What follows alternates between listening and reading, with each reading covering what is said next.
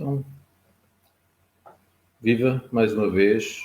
Hoje estou aqui para falar de um tema que surge também frequentemente como um dos assuntos que preocupa, que perturba, que condiciona a vida das pessoas. E este tema tem a ver com a chantagem emocional. A chantagem emocional é uma dinâmica que está muito presente na nossa sociedade, nas nossas famílias, nas relações laborais, nas relações sentimentais, nas relações de amizade, etc. E é uma dinâmica social tão frequente, tão usada, que de alguma forma já foi sendo quase culturalmente aceita. No entanto, é uma dinâmica que faz sofrer bastante. Faz sofrer quem a usa e faz sofrer quem, digamos, é também vítima dela.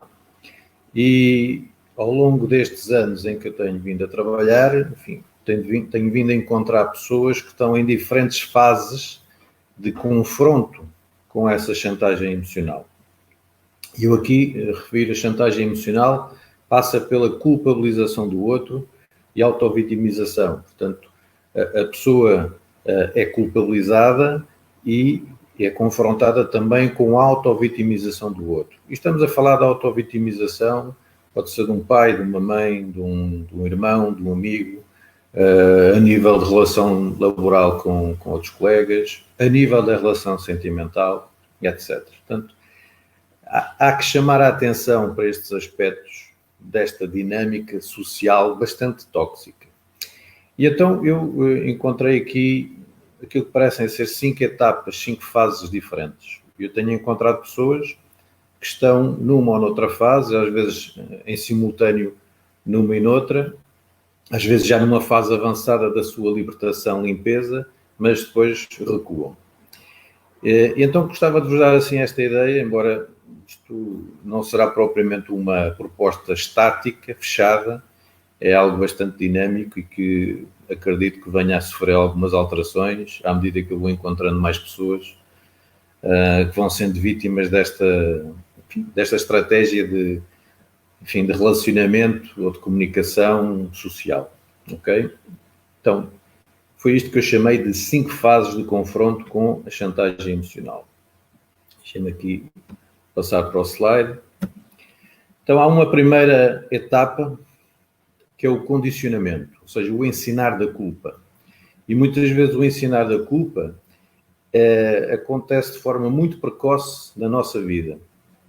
Muitas vezes na nossa infância.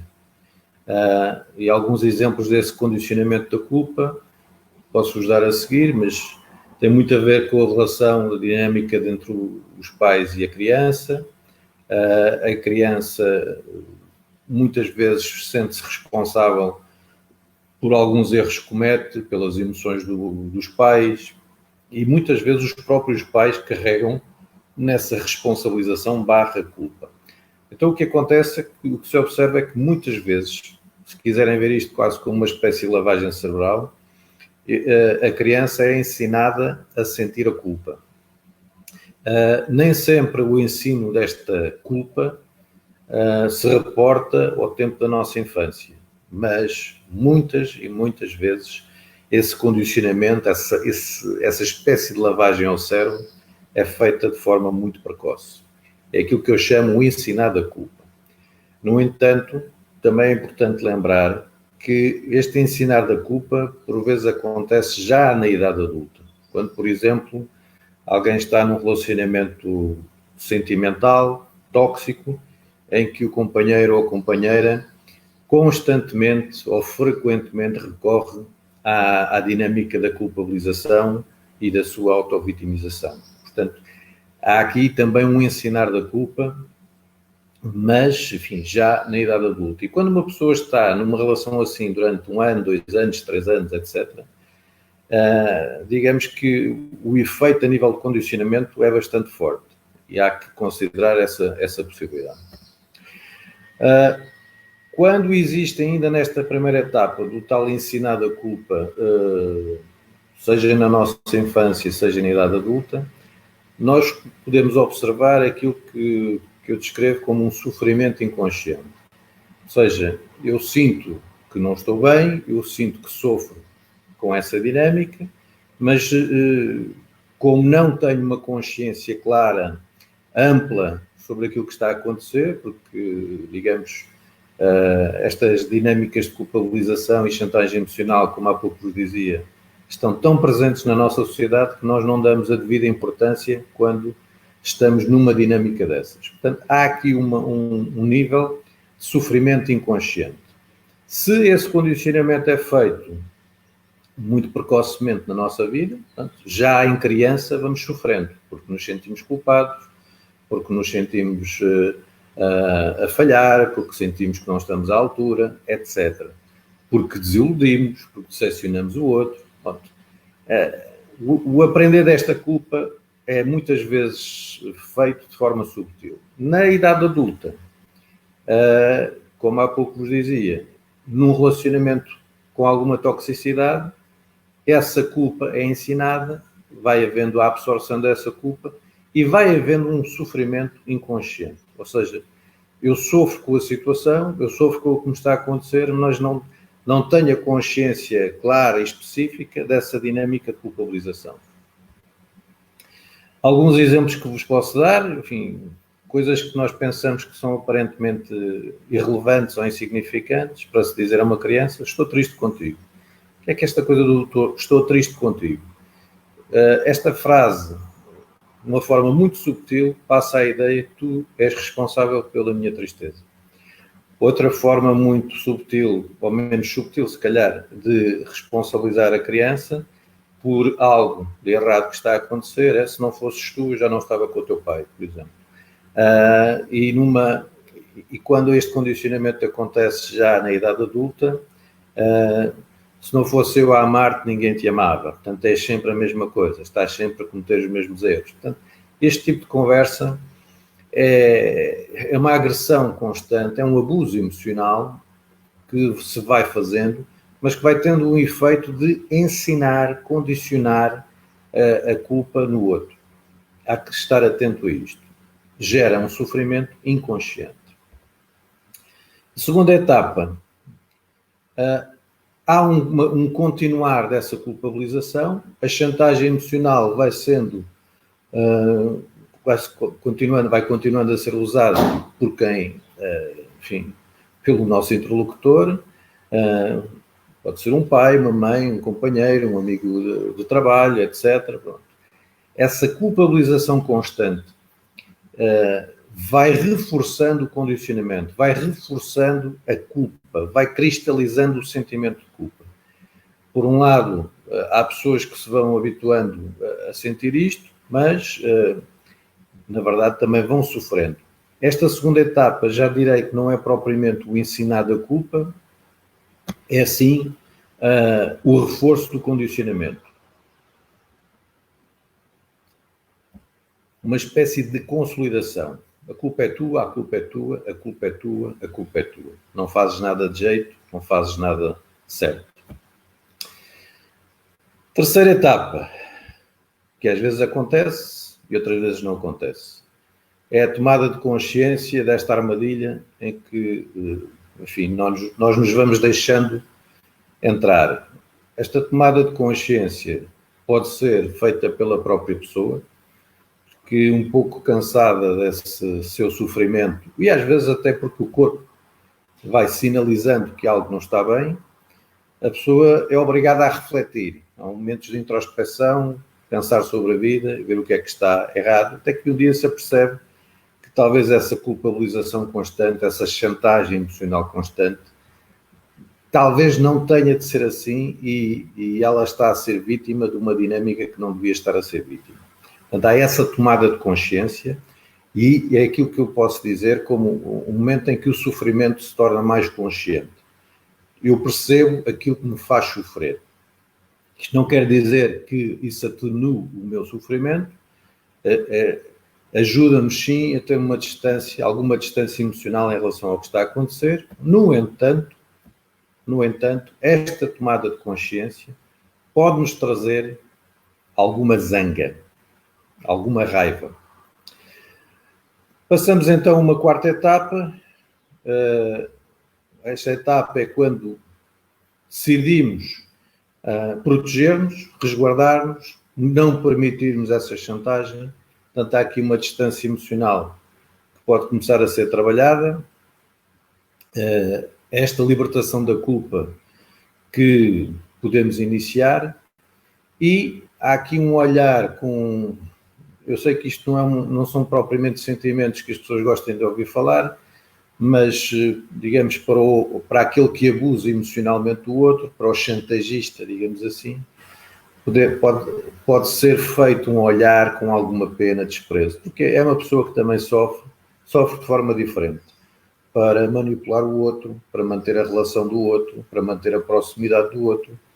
O recurso a estas técnicas manipuladoras trazem também, obviamente, algum sofrimento, embora a pessoa pense que, por achar que está em controle da relação, enfim, estará tudo normal. Mas há um outro tipo de sofrimento. E isso, eventualmente, para quem está a ser controlado, a receber este abuso emocional, pode trazer alguma informação que permita olhar para esse chantagista emocional com alguma pena, desprezo, eventualmente compaixão. É importante, nesta quarta etapa, haver um trabalho, muitas vezes de meditação, de introspecção, em que podemos conversar connosco próprios, algumas afirmações que são importantes ter, como, por exemplo, liberte-me toda a culpa que em mim foi colocada. Não é minha, não me pertence.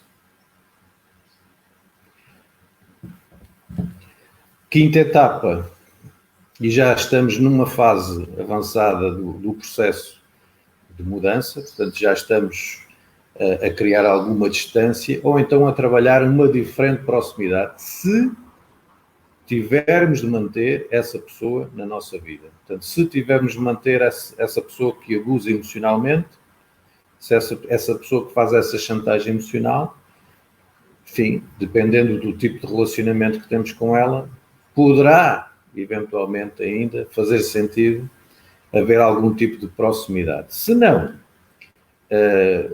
como eventualmente já sugeri noutras ocasiões, a distância, uma distância de proteção, uma distância de resguardo, pode ser bastante interessante, importante considerar.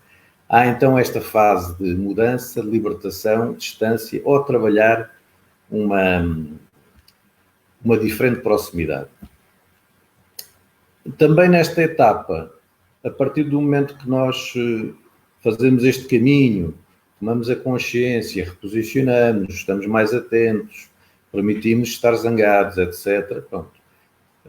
Avançamos então para estas etapas de mudança e libertação, mas há aqui uma quinta etapa que é fundamental, que tem a ver com a consolidação.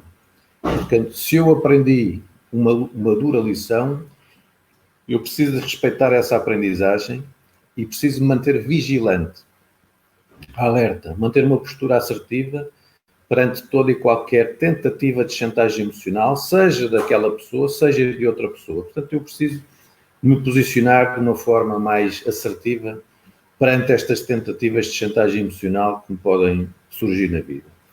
E, eventualmente, com esta vigilância e consolidação, poderei atingir um outro nível de compaixão com uma distância emocional para para toda e qualquer pessoa que, eventualmente, entre na minha vida com essa tentativa de chantagem emocional. Mas, relembro, é importante manter uma postura de vigilância, alerta permanente, porque, como vos dizia no início desta conversa, há um recurso muito frequente a nível das relações interpessoais, da comunicação interpessoal, há um uso muito frequente desta tentativa de chantagem emocional. Relembro, não é, digamos assim, observada de forma mais atenta, não é considerada com mais importância, porque muitas vezes lá está tão enraizada nesta forma sociocultural de comunicarmos uns com os outros que pensamos que, enfim, está tudo normal e por isso não lhe damos a devida importância. Mas é muito importante, e depois de cumprirmos todas estas etapas, há de facto esta quinta etapa nos mantermos vigilantes, alertas e consolidar esta postura diferente com uma certa distância emocional em relação a essas tentativas de chantagem emocional. Pronto, isto não é, apesar desta explicação sucinta, não é um processo fácil, mas penso que desta forma, com a explicação destes diferentes graus, isto pode ajudar algumas pessoas e, como eu gosto também de lembrar, pode não ser fácil, muitas vezes é difícil, mas é importante lembrar que é possível. Pode não ser fácil, pode ser difícil, mas é importante lembrar que é possível. E então, hoje era a mensagem que eu vos queria deixar em relação a este assunto que muitas vezes me aparece em contexto de consulta, em contexto de formações, e espero de alguma forma ter sido útil. E se quiserem deixar algum comentário, alguma sugestão, ou enfim, temas para futuras reflexões, podem deixar um comentário. Obrigado, tudo bom, calma, esperança, coragem, luz, paz e amor no coração. Obrigado. Olá.